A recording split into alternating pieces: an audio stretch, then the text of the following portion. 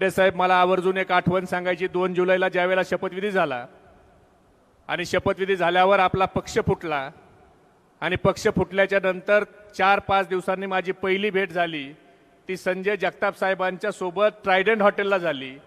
आणि त्यावेळेला मी त्यांना अतिशय नम्रपणे विचारलं की जगताप साहेब, आता आमच्याकडची सगळी लोक निवडून गेली, बारामती लोकसभेत काय होणार?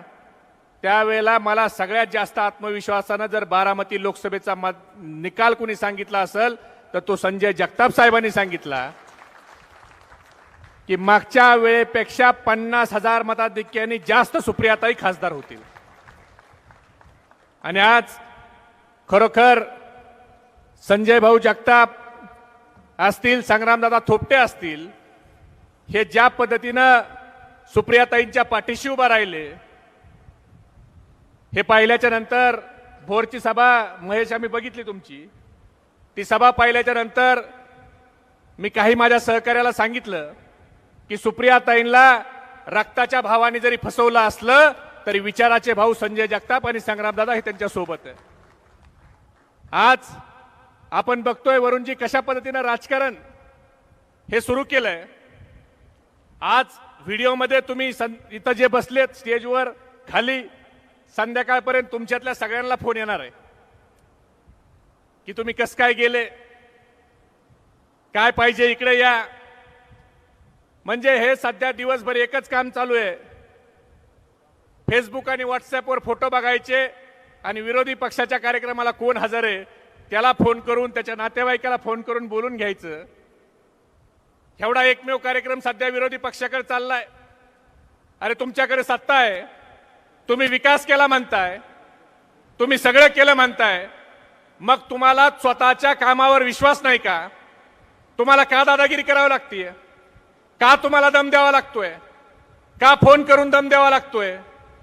जरी तुम्ही दादागिरी केली, फोन करून दम दिला, तरी स्वाभिमानी मतदार आहे हा तुमच्या दादागिरीला आणि दमाला बळी पडणार नाही. जसे तुम्ही ईडीला भिवून गेले तसे तुम्हाला वाटतंय कार्यकर्ता हा ईडीला भिवून गेलाय. तुमच्या सोबत जे आले ते फक्त मलिदा गँग आहे. एकही माणूस स्वाभिमानी, एकही मतदार स्वाभिमानी हा तुमच्या बाजूने त्या ठिकाणी गेलेला नाही आणि म्हणून तुम्ही अस्वस्थ आहेत.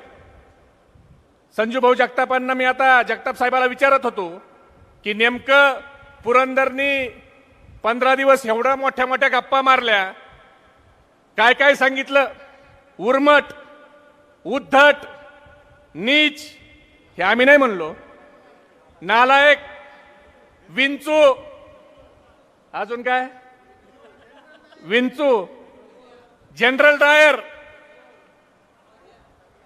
तग्या, हे सगळं म्हणणारे लोक कोणता पुरंदरचा तह झाला वर्षा बंगल्यावर, किती खोके भेटले. आणि ज्या माणसाच्या बद्दल तुम्ही एवढं बोलताय, आज त्यांना निवडून आणायचं म्हणताय, आणि जे तुमच्याबद्दल बोलले एवढ्या खालच्या पातळीला, आणि तुम्ही देखील, तुम्हाला स्वतःवर विश्वास नाही म्हणून तुम्ही त्यांच्याकडे जाऊन दारात जाऊन मतं मागत असताल तर तुम्हाला दोघालाही साष्टांग नमस्कार. म्हणजे आता काय होतास तू, काय झालास तू, असं म्हणायची पाळी आली. अहो दादा, तुमच्याबद्दल बोलताना माणसं 100दा विचार करायची हो. तुम्ही भाजप सोबत गेला, आज कोण पण उठून तुमच्या सोबत बोलतो, तुमच्या विरोधात काही पण बोलतो, आणि आज तुम्हाला त्याच्याकडे परत जावं लागतंय. याच्यासारखं दुर्दैव काय?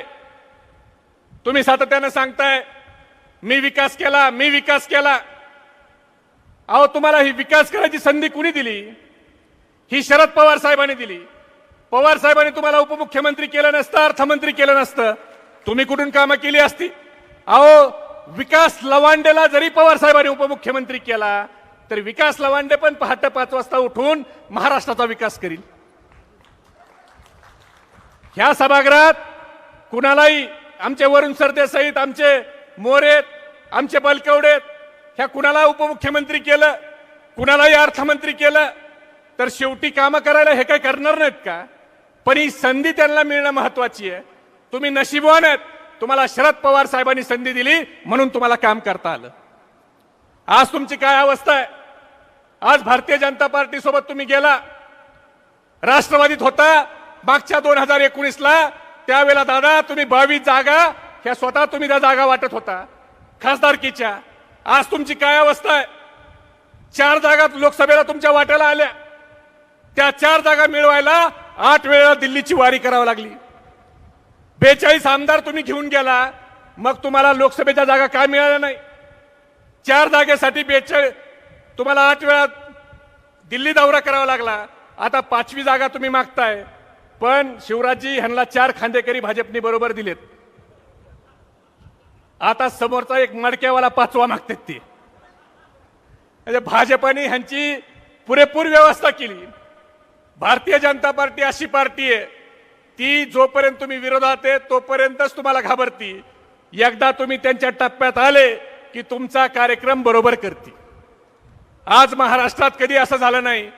जगताप साहेब आमदार आहेत, त्यांना विचारा की एका अर्थमंत्र्याची फाईल उपमुख्यमंत्र्याची फाईल ही उपमुख्यमंत्री क्रमांक 1 कडे जाते आणि मग मुख्यमंत्र्याकडे जाते. असं महाराष्ट्रात कधी घडलं नाही. ते अजितदादा आता तुमच्याबद्दल घडतंय आणि तुम्ही परत आरोप करताय. काय म्हणताय?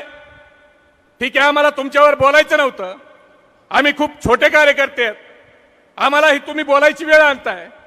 तुम्ही शरद पवार साहेबांच्यावर बोलताय. काय म्हणताय की ह्यांची शेवटची निवडणूक कधी?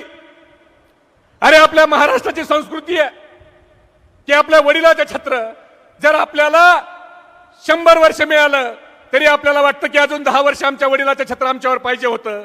तुम्ही भारतीय जनता पार्टीच्या विकृतीत गेला आणि तुम्ही पवार साहेबांच्या शेवटच्या निवडणुकीची वाट बघताय. अहो तुम्हाला जनाची नाही मनाची काहीतरी वाटायला पाहिजे. ज्या पवार साहेबांनी तुम्हाला नाव दिलं, ओळख दिली, सन्मान दिला, आज त्या पवार साहेबांच्या बद्दल तुम्ही एवढ्या खालच्या पातळीला जाऊन बोलताय. एक बाजार बुनगा उठतो आणि तो बाजार बुनगा सांगतो की पक्ष स्थापन केला म्हणून पक्ष काय शरद पवार साहेबांच्या मालकीचा झाला का? आता उद्या हा बाजार बुनगा घरी जाऊन याच्या बापाला म्हणला की अरे बापा तू मला जन्म दिला म्हणून तू काय माझा बाप झाला का? तर नवल वाटू देऊ नका. कारण ह्या भाजपाच्या विकृतीमध्ये हे लोक गेलेत.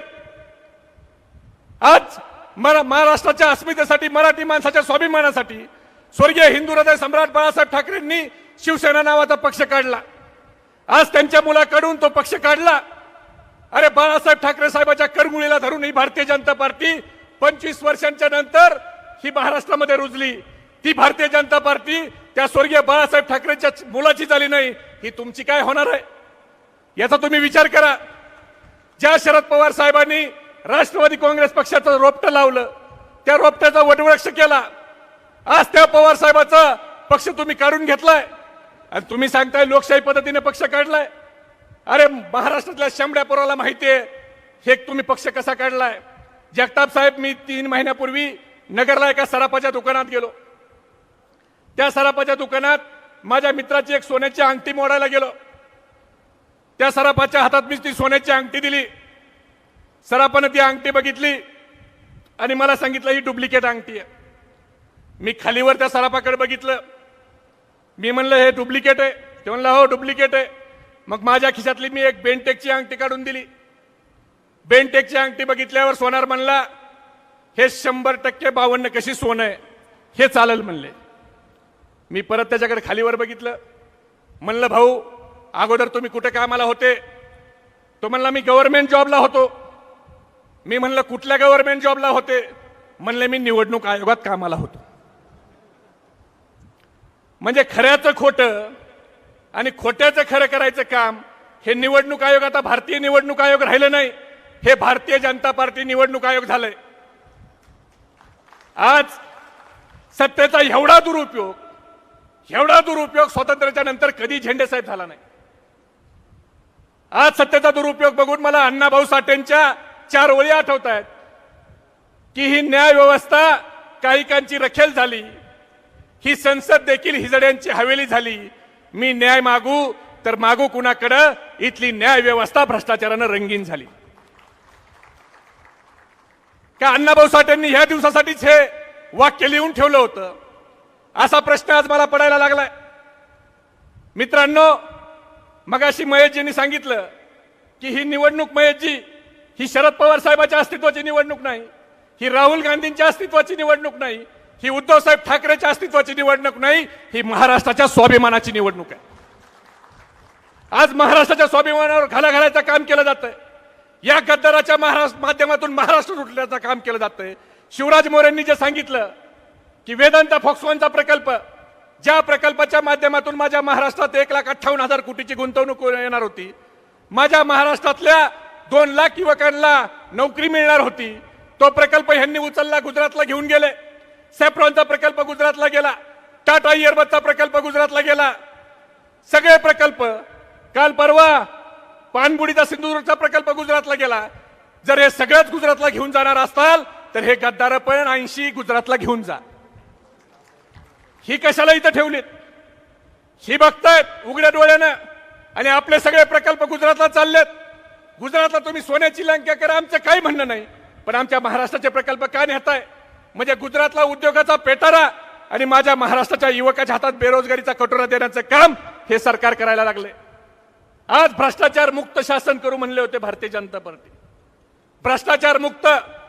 मोदी साहेब म्हणायचे ना खाऊंगा ना खाने दूंगा. आज काय अवस्था आहे? आज एक जागृत देवस्थान झालंय वरुणजी, ईडी नावाचं. त्या जागृत देवस्थानची नोटीस ज्याला येते तो लगेच 8 दिवसानं भारतीय जनता पार्टीत प्रवेश करतोय. म्हणजे कार्ल मार्क्सने एक नारा दिला होता, जगताप साहेब, जगभरातील कामगारांनो एक व्हा, कष्टकऱ्यांनो एक व्हा. आता भारतीय जनता पार्टीने नारा दिलाय, भ्रष्टाचारांनो एक व्हा आणि आमच्या पक्षात या. आम्ही तुमचा भ्रष्टाचार सहन करणार नाही जोपर्यंत तुम्ही आमच्या पक्षात येणार नाही. आमच्या पक्षात या आणि मग खुशाल भ्रष्टाचार करा. आज हसन मुश्रीफांच्या घरावर ईडीच्या धाड पडल्या. प्रफुल्ल पटेलाचा सीजे हाऊस चे 2 मजले ईडीने सील केले. छगन भुजबळ साहेब 2.5 वर्ष जेलमध्ये होते. 71,000 कोटीच्या सिंचन घोटाळ्याचा आरोप कुणावर केला? आणि आज हे सगळे लोक आज भारतीय जनता पार्टीच्या सरकारमध्ये मंत्री आहेत. मग हे महाराष्ट्राच्या जनतेला कळत नाही. मग संजय राऊत साहेबासारखा एखादा माणूस जो झुकणार नाही त्याला तुरुंगात डांबलं जातं. अरविंद केजरीवाल सारख्या माणसाला तुरुंगात डांबलं जातं. सोरेन नावाच्या मुख्यमंत्र्याला तुरुंगात डांबलं जातं. म्हणजे जे लोक ह्यांच्या हुकुमशाही पुढे नतमस्तक होणार नाहीत त्या लोकांना हे तुरुंगात डांबतात. आणि जे लोक तुरुंगात जायला पाहिजेत ते ह्यांच्या सोबत गेले की ते मंत्री होतात. अशा पद्धतीचा कारभार सध्या चाललेला आहे. वो बंद करने आए थे तवायफों के कोठे. जगताप साहेब, वो बंद करने आए थे तवायफों के कोठे, मगर सिक्कों की खनकार देखकर खुद ही मुजरा कर बैठे. अशी अवस्था भारतीय जनता पार्टीची झाली. भारतीय जनता पार्टी ही भ्रष्टाचारी जनता पार्टी आता झालेली आहे. आज आपल्याकडचे लोक दुर्दैवाने त्यांच्याकडे गेलीत. ती आज आपल्यावर आरोप करतायत. पण मित्रांनो, आपल्याला जागरूक राहून ही निवडणूक देशाची लोकशाही वाचवायची निवडणूक आहे. हे 400 पारचा नारा देतात वरुणजी. 400 पारचा नारा ह्यांना नेमकं खासदार निवडून आणायचे का पेट्रोल डिझेलचे भाव 400च्या पुढे नेऊन घालायचे हे अजून काय कळलेलं नाही. मोदी साहेबांनी आपल्याला काय आश्वासन दिले होते? आपल्यापैकी कुणाला आठवतंय का मोदी साहेबांनी काय आश्वासन दिले होते 2014च्या निवडणुकीत? जगताप साहेब आठवतंय का? 15 लाख. अजून हे मात्र पक्के लक्षात आहे सगळ्याच्या 15 लाख. हा 2 कोटी रोजगार. अजून हा अच्छे दिन, कालाधन, शेतकरी कर्जमुक्ती,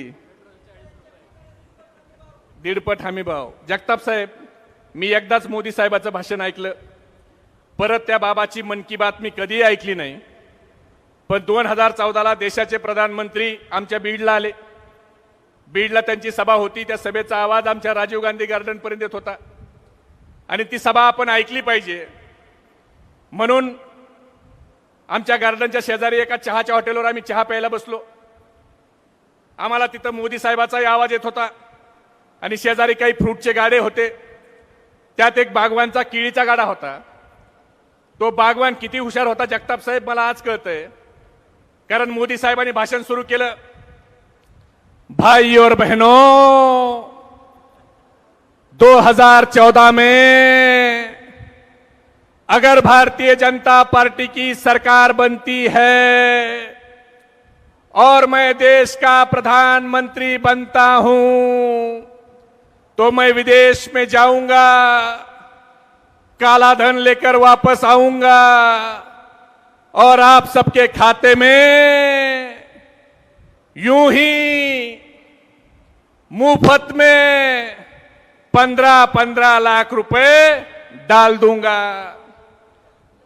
इकडून बागवान म्हणायचा घ्या केळ।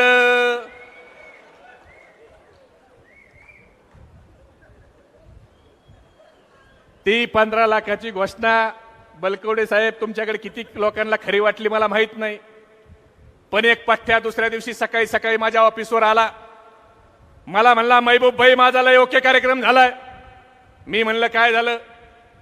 म्हणला आता मला आयुष्यात काही करायची गरज नाही। मी म्हणलं भाऊ काय झालं, लॉटरी बिटरी लागली का काय? ते म्हणला लॉटरी लागायची काय गरज आहे, आपल्या घरात 10 लोक आहेत, 15 लाख गुणिले 10 1.5 कोटी, 25 लाखाचं घर बांधतो, 1.25 कोटी शिल्लक। माझं तुम्ही हसण्यावर घेऊ नका। औरंगाबाद जिल्ह्यातल्या पैठण तालुक्यातल्या पाचोडच्या मोठे नावाच्या एका भक्ताच्या खात्यावर 15 लाख आले, 2 वर्षापूर्वीची घटना आहे।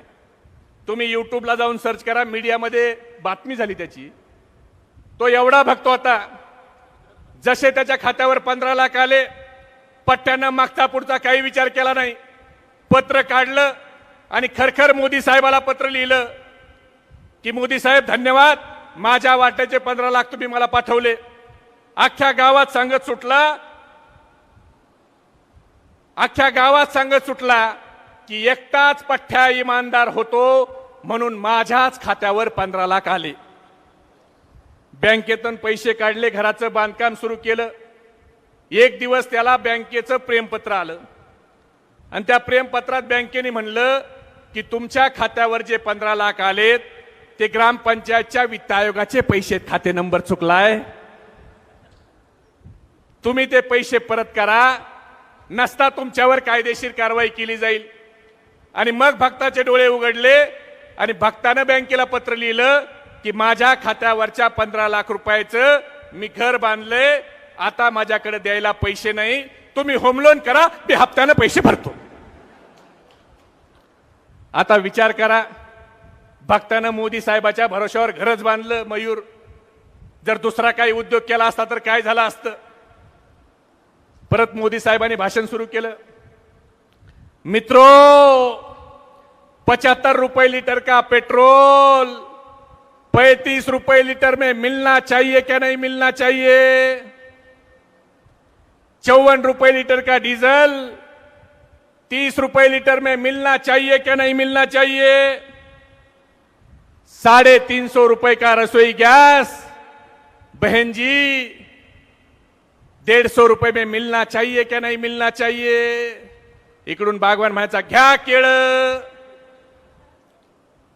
मोदी साहेब म्हणायचे अगर मैं देश का प्रधानमंत्री बनता हूं तो हर साल मेरे युवा भाइयों के लिए 2 करोड़ रोजगार दूंगा। बागवान म्हणायचा घ्या केळ। आता मला सांगा, 10 वर्षाच्या नंतर तुम्हाला पण वाटतंय का नाही मोदी साहेबांनी आपल्याला दिलेत काय?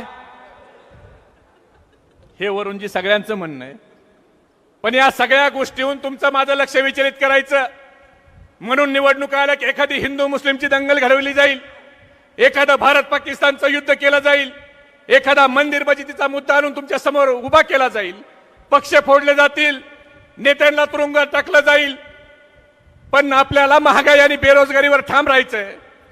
आज महागाईचा दर काय झालाय, बेरोजगारीचा दर काय झालाय, हे जर एवढे लोकप्रिय आहेत वरुणजी, मला प्रश्न पडतो 400 पर यांच्याकडे विश्वगुरु नेतृत्व, अरे तुमच्याकडे एवढं तर तुम्ही का शरद पवार साहेबांचा पक्ष फोडला? तुम्ही का उद्धव साहेबांचा पक्ष फोडला? अरे पक्ष फोडण्यापर्यंत ठीक आहे, पक्ष तुम्ही चोरले, तुम्ही चोर आहेत, तुम्ही गद्दार आहेत, तुम्ही चोर आहेत, हे महाराष्ट्राच्या जनतेने आता ठासून सांगायला पाहिजे। आज ज्यांनी स्वतःच्या कर्तृत्वाने निर्माण केलं त्याचं जर कुणी चोरून नेलं तर ज्यांनी निर्माण केलं त्याला काही फरक पडत नाही, पण ज्यांनी चोरलंय त्याला जास्त काळ हे पुरत नाही. आता सुप्रीम कोर्टानं सांगितलंय वरूनजी आमच्या प्रकरणात की घड्याळ खाली न्याय प्रविष्ट. जसं सिगरेट तंबाखूवर असते हे जीवासाठी हानिकारक आहे, तसं घड्याळाच्या खाली आहे हे न्याय प्रविष्ट आहे. म्हणून ह्यांनी जे आपलं चोरलंय पवार साहेबाचं ते ह्यांना जास्त काळ टिकणार नाही.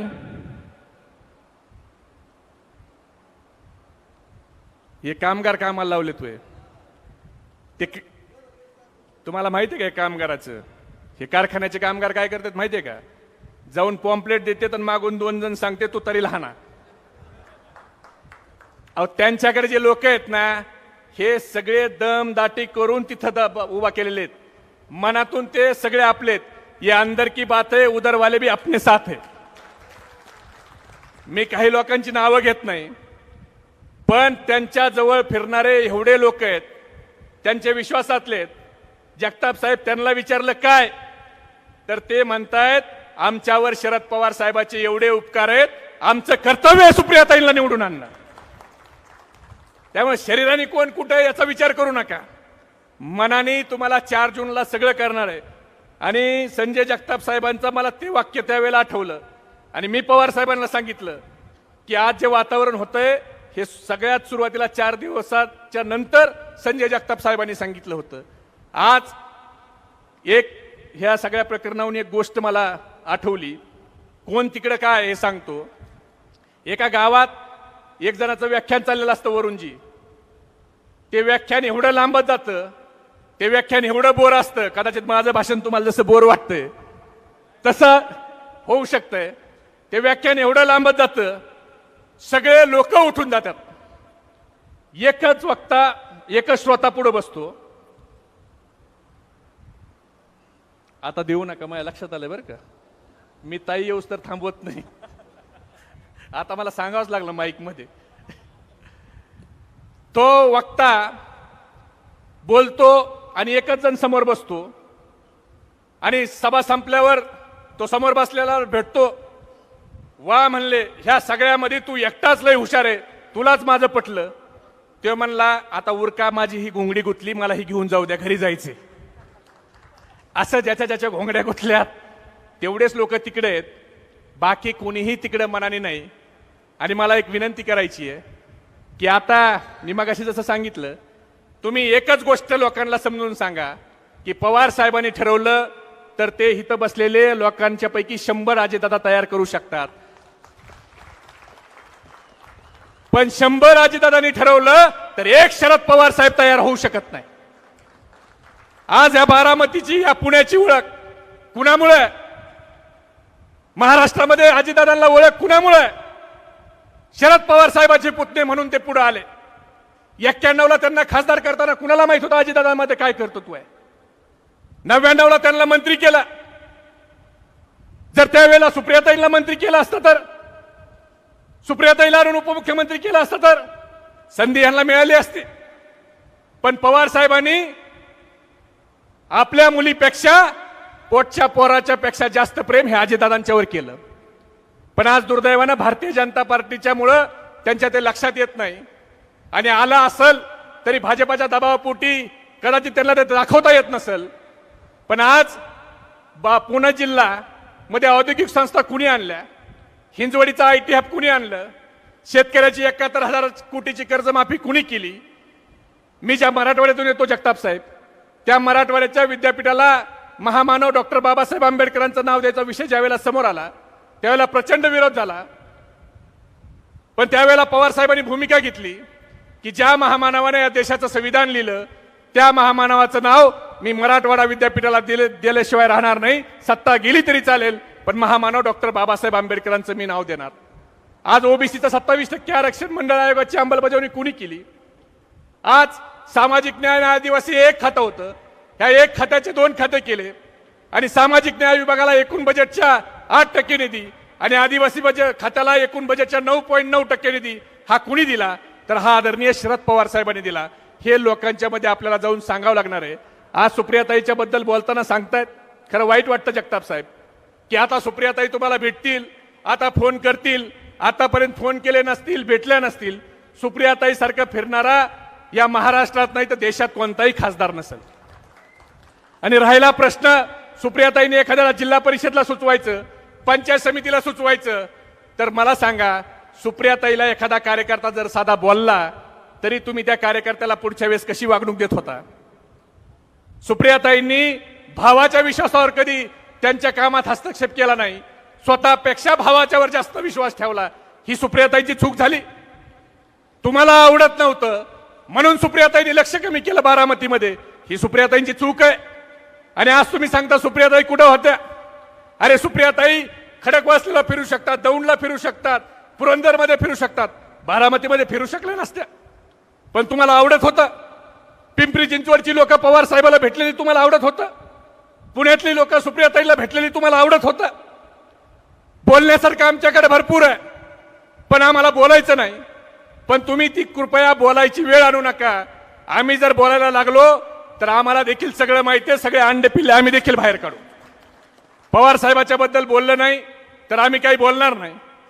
पण जर शरद पवार साहेबाच्या बद्दल जो कोण बोलल त्याला त्याच भाषेत उत्तर दिलं जाईल, कारण पवार साहेबांपेक्षा आमच्यासाठी कुणी मोठा नाही.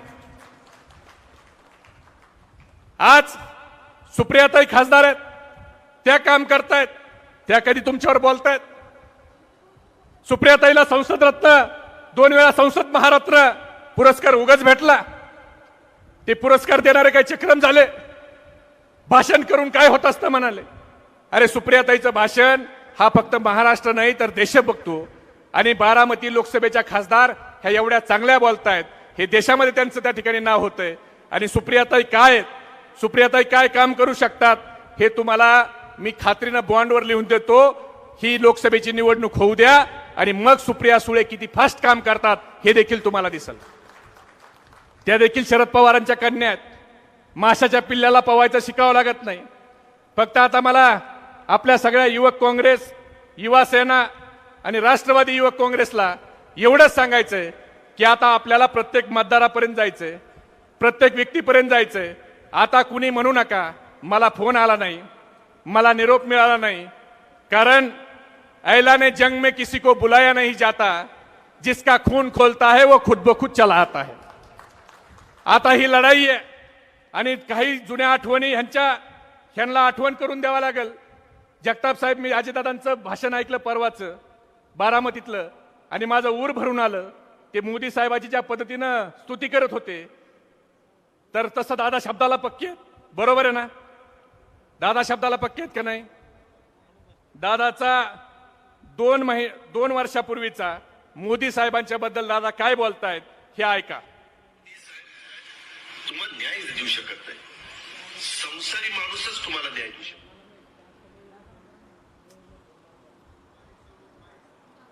मोदी साहेब तुम्हाला न्याय देऊ शकत नाही, संसारी माणूसच तुम्हाला न्याय देऊ शकेल. घरच्यात होतं बोलत, जो संसारच करत नाही त्याला घरी गेल्यावर मी समजा प्रदीप, आप्पासाहेब, दत्ता, प्रवीण, हे सगळे जण किंवा सुभाषराव, आम्ही घरी गेल्यावर गॅस सिलेंडर वाढला, बरं आला गिळायला, बघा गॅस सिलेंडर वाढला, पेट्रोल जास्त झालं, बघा आज पैसे पुरले नाही, महिन्याचे पैसे 20व्याच दिवशी संपले. ह्यांना कुणी सांगायलाच नाही ना वाढला काय आणि संपला काय आणि 850ला झाला काय आणि काय केलं काय. कोणी बोलायला जायचं, घरी निवांत झोपायचं. एकटा जीव सदाशिव असा दादा कोंडकेंचा चित्रपट होता. आपली झाली पाटू हवालदार, सोंगाड्यासारखी झाली. काय करावं काय तुम्ही सांगा ना. हे शब्दाला पक्के असणारे आपल्या दादाचं 2 वर्षापूर्वीचं भाषण आहे. आता मला सांगा 2 वर्षात एवढा काय बदल झाला? भोपाळला पंतप्रधानांनी भाषण केलं 71,000 कोटीचं शिखर बँकेचं, आणि मग तुम्ही जाऊन 5 दिवसानं लगेच दुसऱ्या दिवशी उपमुख्यमंत्री झाला. मग हे सगळं माहीत असताना तुम्ही शरद पवार साहेबांच्यावर का टीका करताय? पवार साहेबाच्या हेतूवर का संशय घेताय? सातत्यानं जगताप साहेब एक गोष्ट सांगितली जाते की 2004चं मुख्यमंत्रीपद का सोडलं आणि त्यावेळेस आमची संधी का घालवली, हे जाणीवपूर्वक सांगितलं जातंय. मला नम्रपणे सांगायचंय, 2004ला पक्षाच्या सिनियरिटीमध्ये कोण होतं? विजयसिंह मोहिते पाटील साहेब होते, छगनराव भुजबळ साहेब होते, पद्मसिंह पाटील साहेब होते. हे लोक पहिल्या फळीत होते. दादा तुम्ही खूप ज्युनियर होता त्यावेळेला. तुम्ही 2009च्या नंतर पुढे आला, पण पवार साहेबाच्या हेतूवर वारंवार संशय का घेता? सगळा पक्ष तुमच्या हवाली केला. तुमच्या शिवाय पक्षामध्ये टाचणी हलत नव्हती. सगळा अधिकार तुम्हाला दिला. तुम्ही उपमुख्यमंत्री, तुम्ही विरोधी पक्षनेते, असं सगळं असताना ज्या पवार साहेबांनी हे सगळं दिलं त्या पवार साहेबाच्या बद्दल तुम्ही बोलताय. हे बोलताना एकदा तरी दादा कृपया विचार करावं, त्या शरद पवार साहेब देखील माणूस आहे, त्यांच्या मनाला काय वेदना होत असतील याचा विचार तुम्ही करणार आहात का नाही? ज्या माणसानं स्वतःच्या जीवावर सगळं उभा केलं, 38व्या वर्षी मुख्यमंत्री पवार साहेब झाले. पवार साहेब कुणाच्या जीवावर झाले नाही. पवार साहेबांनी स्वतः निर्माण केलं, तसं तुम्ही स्वतः निर्माण करा. राज ठाकरेंनी पक्ष सोडला त्यावेळेला त्यांनी स्वतःचा पक्ष काढला होता. एकनाथ शिंदेनी पक्ष सोडला त्यावेळेला त्यांनी पक्ष चोरल्यावर तुम्ही दादा म्हणाले होते की स्वतःचा पक्ष काढायला पाहिजे, पक्ष दुसऱ्याचा हिसकावून नाही घ्यायला पाहिजे. मग आज तुम्ही त्याच पावलावर पाऊल ठेवून का जाताय? याचा प्रश्नाचं उत्तर हे महाराष्ट्राच्या जनतेला त्या ठिकाणी तुमच्याकडून पाहिजे. एवढा बदल तुमच्यात का होतोय, एवढा बदल तुमच्यात का झालाय, याचं उत्तर आपल्या सगळ्याला पाहिजे का नाही पाहिजे? दादाकडून पाहिजे का नाही पाहिजे? हे असं का वागताय? आले का? किती वेळ?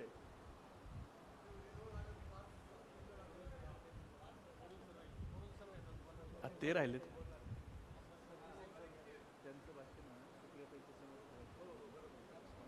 मी काय करतो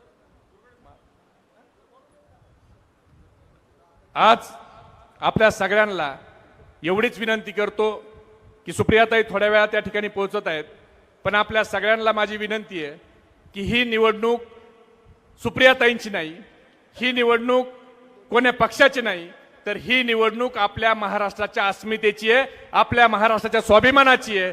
आणि आपल्याला दिल्लीवाल्याला दाखवून द्यायचंय की दिल्ली समोर हा महाराष्ट्र झुकला नव्हता आणि भविष्यातही झुकणार नाही. तुम्ही असे कितीही गद्दार गोळा केले तरी आम्ही दिल्ली समोर झुकणार नाही, हे सांगायचंय. आणि आपल्या सगळ्याला गावागावामध्ये जाऊन सांगायचंय की मोदी साहेबांनी 10 वर्षात आपल्याला काय दिलेत, काय दिलेत हे सांगणार का? आठवण करून देणार का? सुप्रियाताईंना निवडून आणायचं ना?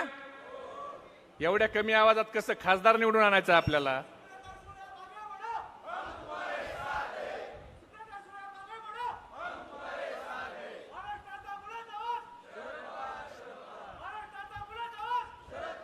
एवढ्या आवाजात स्टेजवरच्या सुद्धा कानठाळ्या बसणार नाहीत.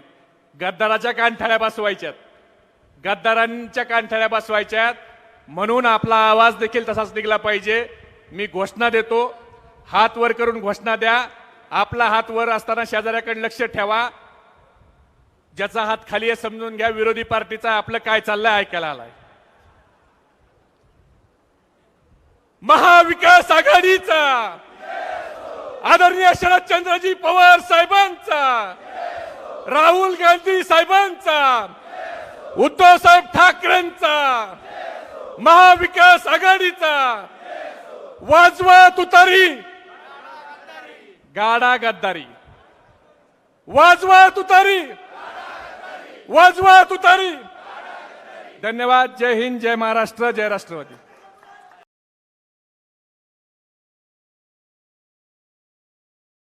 आजच्या आपल्या या बारामती लोकसभेच्या महाराष्ट्र अभिमान मेळाव्या प्रसंगी व्यासपीठावर उपस्थित असलेले आमदार जगताप साहेब, माझे मित्र राष्ट्रवादी युवक काँग्रेसचे प्रदेशाध्यक्ष मेहबूब भाई, आमचे युवक काँग्रेसचे माझे मित्र शिवराज मोरे, आमचे आपचे दौंडकर, व्यासपीठावर उपस्थित असलेले सगळेच मान्यवर व समोर बसलेले मोठ्या संख्येने उपस्थित असलेले युवासेना, राष्ट्रवादी युवक काँग्रेस, आणि युथ काँग्रेसचे सगळे पदाधिकारी व कार्यकर्ते, मेहबूबबाई, यात संपूर्ण बैठक सभा आपण अगदी जवळून पाहतोय. एक बाजूला आपण आहोत, एक बाजूला गद्दार आहेत. गद्दारांकडे पैसे देऊन, हजार हजार रुपये देऊन सुद्धा त्यांना खुर्च्या भरता येत नाहीत. आणि आपल्याकडे लोक दुपारी 3-3 तास केवळ सुप्रियाताईंच्या प्रेमापोटी एक व्यक्ती सुद्धा जागा सोडायला तयार नाही. हा फरक हा निष्ठावंत आणि गद्दारांमध्ये आहे. आणि त्यामुळे सुप्रियाताईंचा विजय हा 100% पक्का आहे. केवळ शिवसेना आणि त्याच सोबत युवासेना सुद्धा ठामपणे तुमच्या सोबत आहे. त्या विजयामध्ये खारीचा वाटा हा युवासेनेचा असेल हे केवळ सांगण्याकरता आज आम्ही इकडे आलेलो आहोत. आपला हा महाराष्ट्र अभिमान मेळावा हा जसा बारामती मध्ये होतोय तसा हा महाराष्ट्राच्या सगळ्या 48 लोकसभेमध्ये होतोय. जगताप साहेब, आमचं ठरलं असं होतं, ज्या जागा शिवसेना लढेल तिकडे मी जाईन, युवासेना पुढाकार घेईल आणि स्थानिक राष्ट्रवादी काँग्रेस असेल, युथ काँग्रेस असेल, त्याचे पदाधिकारी उपस्थित असतील. जिथे राष्ट्रवादी लढणारे तिकडे मेहबूबबाई जातील आणि युवासेना आणि युथ काँग्रेस उपस्थित असेल. पण 2 दिवसापूर्वी मेहबूबबाईंचा मला फोन आला. त्यांनी सांगितलं की आपण आता सुरुवात करतोय, बारामतीपासून सुरुवात करतोय सुप्रियाताईंच्या प्रचारार्थ आपला हा महाराष्ट्र अभिमान मेळावा आहे. आणि खरं तर आम्ही आज आता 21 जागा लढतोय. दररोज आम्हाला एक शेड्यूल बनवून दिलं गेलंय. मी देखील त्या स्टार प्रचारकांच्या यादीमध्ये माझं नाव आहे. त्यामुळे मला एक दुसऱ्या ठिकाणी प्रचारार्थ जायचं होतं. पण जसा त्यांचा फोन आला तसं मी आदित्य ठाकरे साहेबांना विचारलं की मला दुसरं पक्षाने शेड्यूल दिलं गेलंय, मेहबूबबाई म्हणताय बारामतीला जा. मला 1 मिनिटात आदित्य ठाकरे साहेबांनी सांगितलं आपण सुप्रियाताईंच्या मागे आहोत हे दाखवण्याकरता गेलंच पाहिजे. आणि म्हणून आज जरी मेहबूबबाईंचा मान असला तरी त्यांनी मला बोलवलं आणि त्यांच्या मनाचा मोठेपणा आहे, त्यांनी त्यांच्यानंतर मला भाषण करण्याची संधी दिली. 21 तारखेला मला वाटतं मुळशीला स्वतः आदित्य ठाकरे साहेब सुद्धा इथे येणार आहेत. संजय राऊत साहेब 2 वेळा इकडे येऊन गेलेले आहेत. सचिन भाऊ अहिर सुद्धा इकडे येणार आहेत. मी तुम्हाला गॅरंटीने सांगतो, आम्ही तर हे 4-5 लोक आहोतच, पण आमच्या व्यतिरिक्त जनसामान्यामधला सुद्धा जो आमचा मूळ कार्यकर्ता आहे, मूळ शिवसैनिक आहे, हा सुद्धा ठामपणे शरद पवार साहेब, सुप्रियाताई सुळे यांच्या विजयाकरता मेहनत घेईल. आणि बारामती हा तर तुमचा हातखंडा आहे, इकडे तुमचे आमदार आहेत, तुमचं संघटन अतिशय मजबूत आहे, आम्ही सुद्धा सोबत आहोतच. पण आपली निवडणूक ही 7 मेला आहे, आमची 20 मेला आहे. त्यामुळे मुंबईमध्ये सुद्धा तुमचे इकडचे जर कोणते लोक राहत असतील, माझी उपस्थित असलेल्या सगळे जे पहिल्या रांगेत बसलेले ज्येष्ठ मंडळी आहेत, तुम्ही आम्हाला सांगा. आज मुंबईमध्ये अतिशय चांगलं संघटन शाखेच्या माध्यमातून शिवसेनेचं आहे.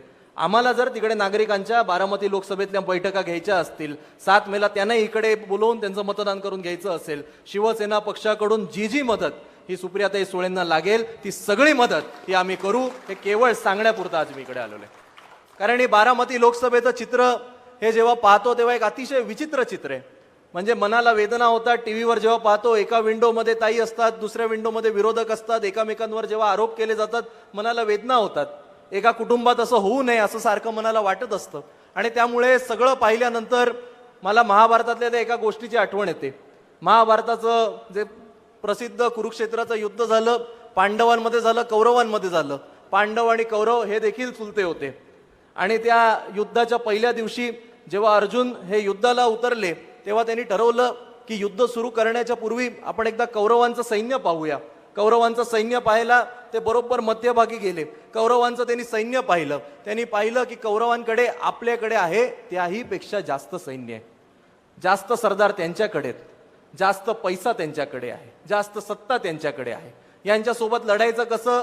अर्जुनाने विचार केला, काही हरकत नाही, आपले पांडव शूरवीर आहेत, आपण बिंदास त्यांना हरवू, त्यामध्ये कुठली मोठी गोष्ट नाही. पण मग त्यांनी पाहिलं की आपली भावंड आज आपल्या समोर, आपले विरोधक म्हणून आज तिकडे उभे राहिलेले आहेत. ज्यांच्या सोबत आपण लहानपणापासून मोठे झालो ते आज आपल्या समोर उभे ठाकलेले आहेत. जे भीष्म पितामह ज्यांच्या अंगा खांद्यावर आपण खेळलो हे आज कौरवांच्या बाजूने लढायला उतरलेले आहेत. जे द्रोणाचार्य ज्यांच्याकडनं राजकारण काय हे आपण शिकलो, आपण सगळं आपलं वॉरफेअर शिकलो ते आज. आणि एकदा जोरदार टाळ्यांच्या कडकडाटात आपण स्वागत करावं आपल्या सगळ्यांच्या लोकप्रिय नेत्या, आजच्या आणि उद्याच्या बारामती लोकसभेच्या खासदार सुप्रियाताई सुळे यांचं इकडे आगमन झालेलं आहे. सुप्रियाताई सुळेंचा वाजवा तुतारी, वाजवा तुतारी.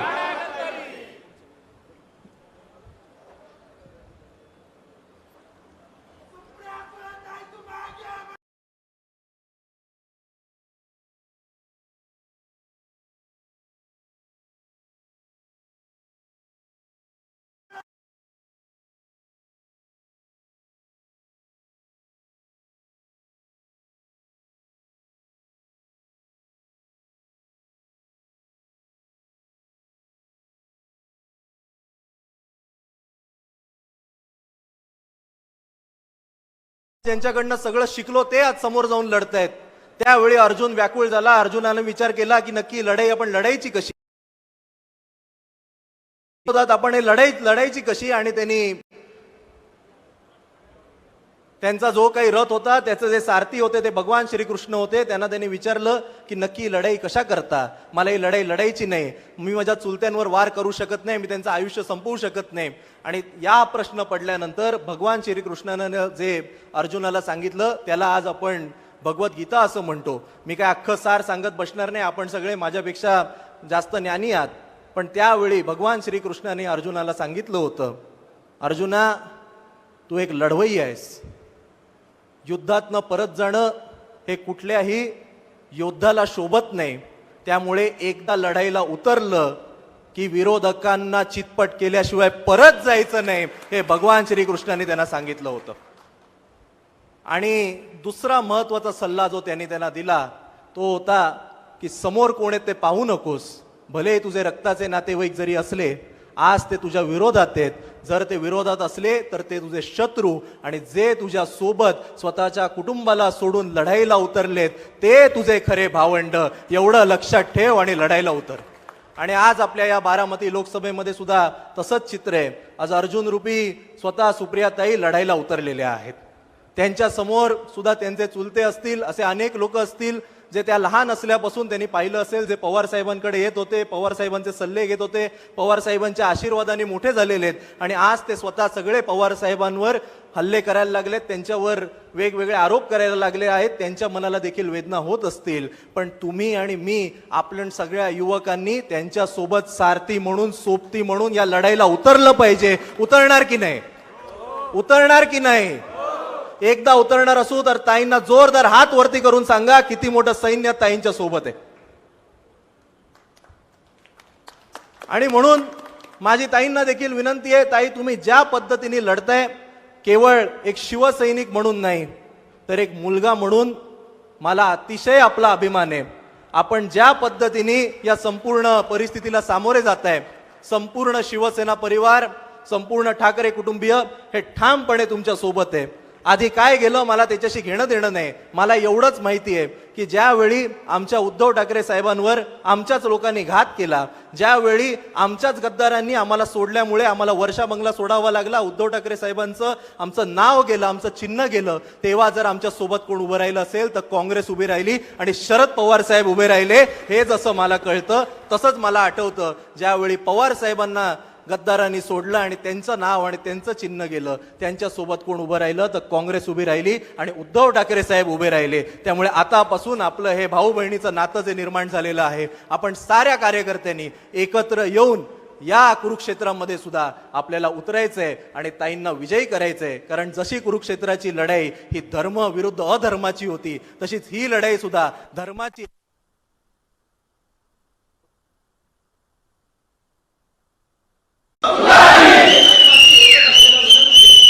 माझी एकच आपल्याला विनंती आहे, माझ्यानंतर ताई बोलतील, माझी एकच विनंती आहे. नवीन नाव आहे, नवीन चिन्ह आहे, माझे हात जोडून विनंती आहे. हे चिन्ह आपल्याला पोचवायचं. कारण ताई 2018 साली आम्ही पालघरची लोकसभेची पोटनिवडणूक लढलो. त्या पोटनिवडणुकीमध्ये चिंतामणराव वनगा हे भाजपचे माजी खासदार होते, त्यांचे सुपुत्र श्रीनिवास वनगा हे आमच्याकडनं लढत होते. आम्ही भाजपच्या विरोधात ती निवडणूक लढत होतो आणि त्यावेळी मला तलासरी जाऊ शकतो. त्यामुळे माझी एकच सूचना आहे, आजपासून तुमचा प्रचार हा उत्तम पद्धतीने सुरू आहे. बूथ कमिट्यांवर काम चालू असेल. एकच काम जे ताई आम्ही पण करतोय ते आपण सगळ्यांनी केलं पाहिजे. गाव पातळीवर युवक काँग्रेस, राष्ट्रवादी युथ काँग्रेस आणि युवासेना तुम्ही मिळून तुतारी घेतलेला माणूस असा धरून आपण यात्रा या काढल्या पाहिजेत. शेवटच्या माणसापर्यंत त्याला कळलं पाहिजे. आम्ही मशाल पदयात्रा ही जिकडे जिकडे आमचे 21 जागा आम्ही लढतोय त्या सगळ्या ठिकाणी युवासेना घेऊन आम्ही एक मशाल यात्रा घेतोय. तशी तुम्ही सुद्धा तुतारी घेतलेला माणूस हा हाती घेऊन त्याच्या मागे एक चांगला डीजे लावून आपलं चिन्ह हे शेवटच्या मतदारापर्यंत पोचेल याकरता आपण मेहनत घेऊया. माझी परत एकदा सुप्रियाताईंना त्यांच्या येणाऱ्या विजयासाठी खूप खूप शुभेच्छा आहेत.